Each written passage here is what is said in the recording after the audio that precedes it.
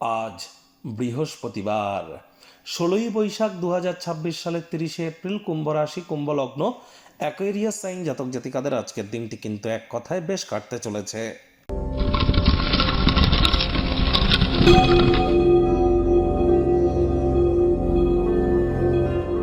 ভিডিওটির শুরুতে স্ক্রিনে আপনারা দেখতে পাচ্ছেন বৃহস্পতির বীজ মন্ত্র ওম গ্রাং গ্রিং গ্রং স গুরাবে নমঃ।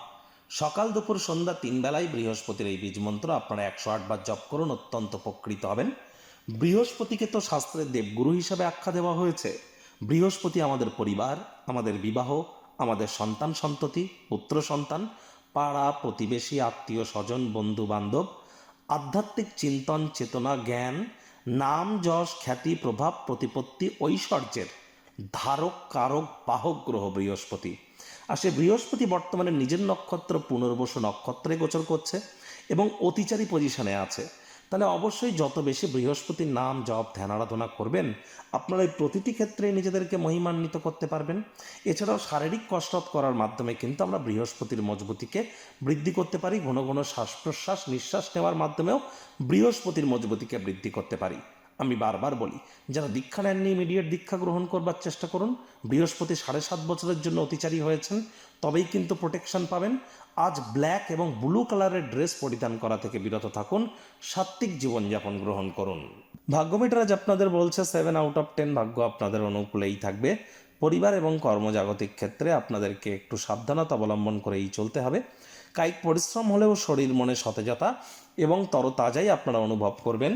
দীর্ঘদিনের পুরনো রোগশোক অসুস্থতা থেকে আজ মুক্তি প্রাপ্তি করবার দিন, পরিত্রাণ প্রাপ্তি করবার দিন।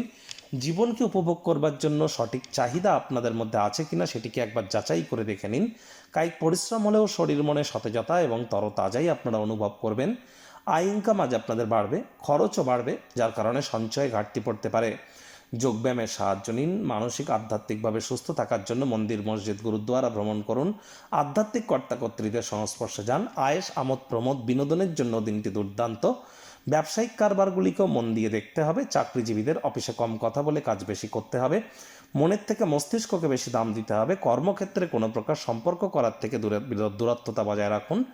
রাজনীতিবিদদের হার্ডওয়ার্কের কোনো বিকল্প কিন্তু আমরা পরিলক্ষিত করছি না। শিক্ষার্থী বিদ্যার্থীরা যে কোনো প্রকার পরীক্ষা প্রতিযোগিতায় সফলতা প্রাপ্তি করবেন।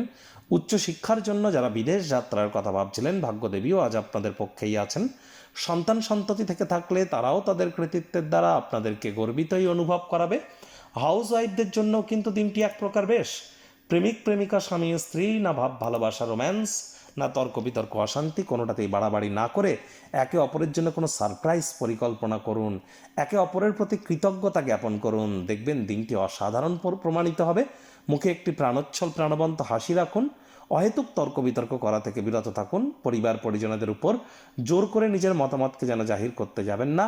ছোটোখাটো ব্যাপারে অন্যের বিষয়ে ভুল ত্রুটি ধরা স্বভাব থাকলে ত্যাগ করুন। শত্রুপক্ষ বিরোধী পক্ষ আজ খুব একটি শক্তিশালী থাকছে না।